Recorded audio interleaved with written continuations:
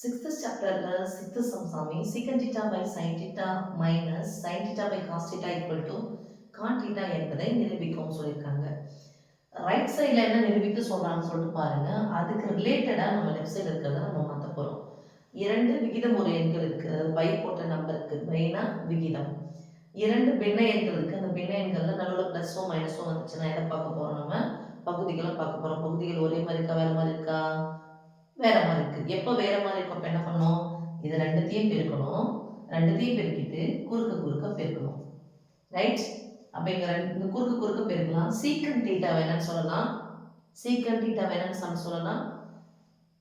Cos தீட்டாவின் தலைகீழி secant theta equal to 1 by cos theta, 1 by cos theta குறுக்க பெருக்கிட்டேன் இன்ட்டு காஸ் தீட்டா மைனஸ் குறுக்க பெருக்கிட்டேன் சைனும் சேர்ந்து பெருக்குனா சைன் ஸ்கொயர் பை இது ரெண்டையும் பெருக்கியாச்சு sine theta into cos theta. இப்போ நடுவில் பெருக்கல் ஒரு பின்ன எண் வந்திருக்கு, ஒரு மொழியை நடுவில் பெருக்கல் இருந்துச்சுன்னா குறுக்க கேன்சல் பண்ணும். ஒரு காஸ் தீட்டா ஒரு காஸ் தீட்டா ஈக்குவல் டு ஓர் ஒன்று ஒன்று minus sine square theta.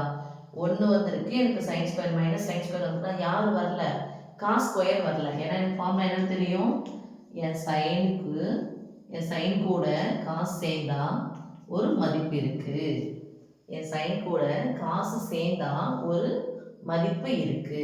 Okay, அப்போ பிளஸ்ஸாக இருக்க சைன் ஸ்கொயர் அதனால போச்சுன்னா minus sine square, 1 minus sine square theta equal to இங்கே யார் மட்டும் இருப்பா, காஸ் ஸ்கொயர் இருப்பா. அப்போ 1 இருக்குது மைனஸ் சைன் ஸ்கொயர் இருக்குது, யார் இல்லை, காசு இல்லை. அப்போ cos square theta by sin theta into cos theta. ஸ்கொயர்னானது கீழே இருக்கிற அடிமானத்தை அத்தனை முறை போட்டு பெருக்கணும். அப்போ காஸ் ஸ்கொயர்னா cos theta into cos theta.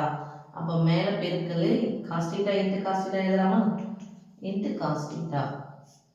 அப்போ மேலே பெருக்கல் கீழே பெருக்கல், தொகுதி பை பகுதி கேன்சல் பண்ணிக்கலாமா, காஸ் தீட்டா கேன்சல்.